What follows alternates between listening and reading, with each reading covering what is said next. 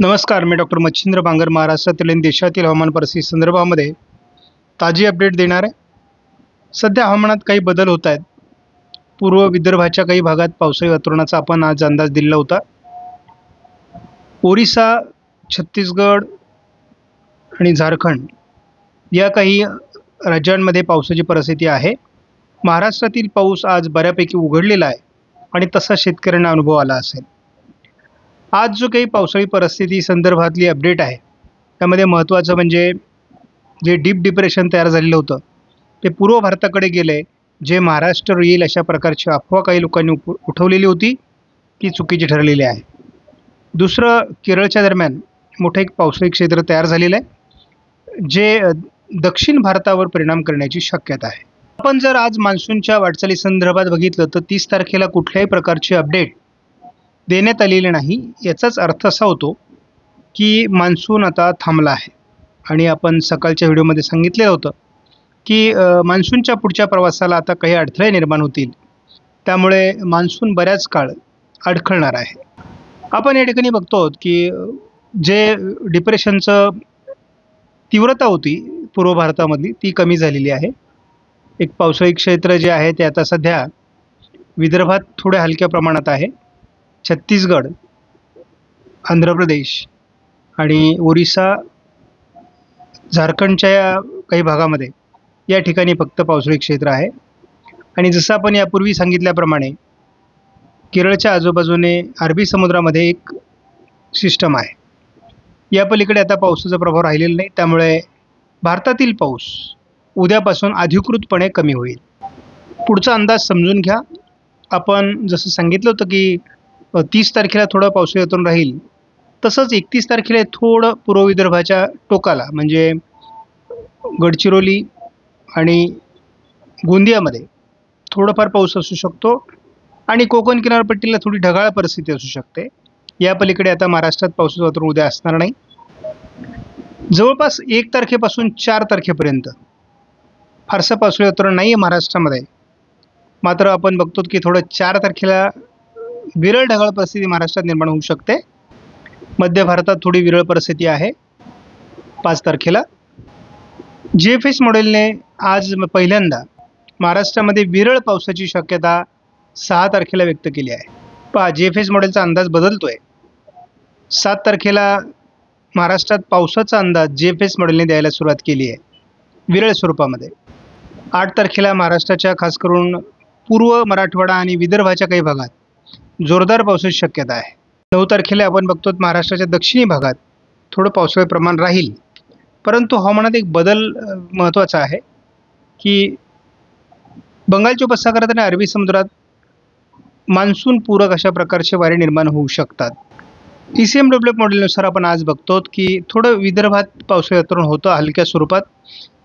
कोकणात थोडी ढगाळ परिस्थिती होती. या पलीकडे महाराष्ट्रातला पाऊस उद्या बंद होण्याची शक्यता आहे. 1 तारखेला थोडं पश्चिम महाराष्ट्र, दक्षिण कोकणात पावसास अनुकूल ढगाळ परिस्थिती राहू शकते.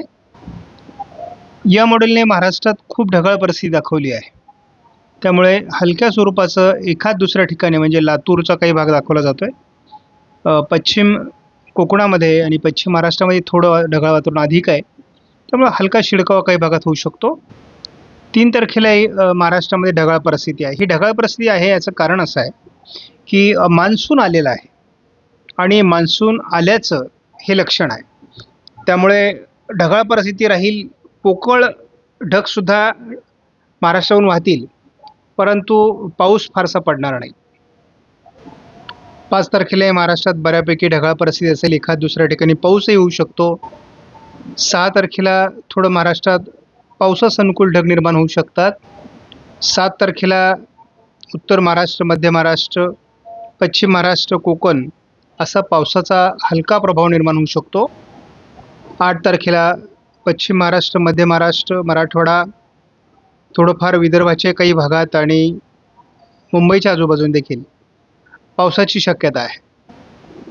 9 तारखेला देखील महाराष्ट्रात खास करून पश्चिम विदर्भ, पूर्व मराठवाडा, पश्चिम महाराष्ट्रात जोरदार पावसाची शक्यता आहे. 10 तारखेला हे पावसाळी प्रमाण जरी कमी होत असलं तरी दोन्ही समुद्रात पुढील वातावरणाची निर्मिती व्हायला सुरुवात झाली आहे. 11 तारखेला आपण बघतो कर्नाटक आणि केरळच्या किनारपट्टी भागावर आणि प्रत्यक्ष कर्नाटकाच्या अंतर्गत भागात आणि तेलंगणामध्ये देखील पावसात जोर वाढू शकतो.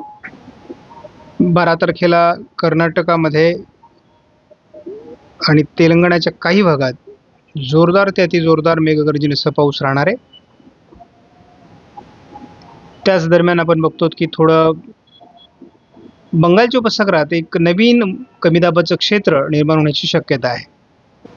विशेष म्हणजे जे बंगालच्या उपसागरात कमी दाबाचं क्षेत्र निर्माण होणार आहे ते विशाखापट्टणमच्या बाजूने सरकत आहे. त्यामुळे हा एक शुभ संकेत आहे आणि अरबी समुद्राच्या दक्षिणेला देखील पावसास पूरक स्थिती निर्माण होते. 13 तारखेला 31 तारखेपासून 6 तारखेपर्यंत 7 दिवस एक आठवडा असं बघितलं की महाराष्ट्रामध्ये काय परिस्थिती असेल तर महाराष्ट्रात पाऊस उघडलेला असेल. कोकणात ढगाळ परिस्थितीने हलका शिडके व्हायची शक्यता आहे. हा अंदाज आपण जेव्हा 7 तारखेपासून पुढे 11 तारखेपर्यंत सरकवतो तेव्हा थोडं पश्चिम महाराष्ट्र, मराठवाड्याचा दक्षिणी भाग, मध्य महाराष्ट्रात पावसाची शक्यता वाढते आणि या मॉडेलने देखील या भागात मोठं पावसाळी क्षेत्र विकसित होण्याची शक्यता दाखवलेली आहे आणि या ठिकाणी एक सर्क्युलेशन तयार होण्याची शक्यता आहे. यदा कदाचित भारताच्या भूभागाकडे हे सरकलं तर पुन्हा मान्सून पूरक वातावरण तयार व्हायला सुरुवात होईल. आपण काल सांगितल्याप्रमाणे थोडं चंद्रपूर, गडचिरोली आणि म्हणजे थोडं पूर्व विदर्भात पावसाळी वातावरण आज होतं. उद्या महाराष्ट्रातील पाऊस उघडणं अपेक्षित आहे. महाराष्ट्रात ढगाळ परिस्थिती असेल, रत्नागिरी, सिंधुदुर्गमध्ये पावसाची अनुकूल स्थिती असेल. 1 तारखेला एक पावसाळी क्षेत्र अहिल्यानगर आणि बीडच्या भागात आणि थोडं उशिरा परभणी, नांदेडमध्ये 1 तारखेला प्रभावी असण्याची शक्यता आहे. 2 तारखेला फार पावसाळी वातावरण नाही आहे. 3 तारखेला तुरळक ढगाळ परिस्थिती महाराष्ट्रात आहे. 3 आणि 4 तारखेला विशेष पाऊस नाही. 5 तारखेला महाराष्ट्रात विशेष पाऊस नाही. 6 तारखेलाही विशेष पावसाळी वातावरण नसेल, परंतु नाशिक, छत्रपती संभाजीनगरमध्ये स्थानिक वातावरण निर्माण होऊ शकतं. 7 तारखेपासून थोडं मध्य महाराष्ट्र, पश्चिम महाराष्ट्र, नाशिक, कोकण या भागात मान्सून सरींची शक्यता आहे. 8 तारखेला महाराष्ट्रात मान्सून सरींची शक्यता आहे आणि या मान्सून सरीमध्ये बऱ्यापैकी जोर देखील असण्याची शक्यता आहे. साधारण आपण बघतो छत्रपती संभाजीनगर, जालना, बुलढाणा, अकोला, अमरावती, वाशिम, हिंगोली, नांदेड, बीड, लातूर, परभणी या काही भागात, सोलापूरच्या काही भागात याचा प्रभाव राहू शकतो. जोरदार पावसाळी वातावरण सातारा, सोलापूर, सांगली या भागात राहण्याची शक्यता 9 तारखेला आहे. थोडं रात्री उशिरा बीड, परभणीमध्ये देखील पावसाची शक्यता आहे. 10ला उघडीप आहे, 11लाही उघडीप आहे महाराष्ट्रामध्ये, 12लाही महाराष्ट्रात उघडीप दाखवण्यात आली आहे. साधारण 13 तारखेपर्यंत पावसाळी खंड आत्ता तरी दाखवण्यात आला आहे. संभाव्य बंगालच्या उपसागरातील कमी दाबासाठी आपण 11, 12, 13 तारखेचा थोडा अंदाज घेणार आहोत.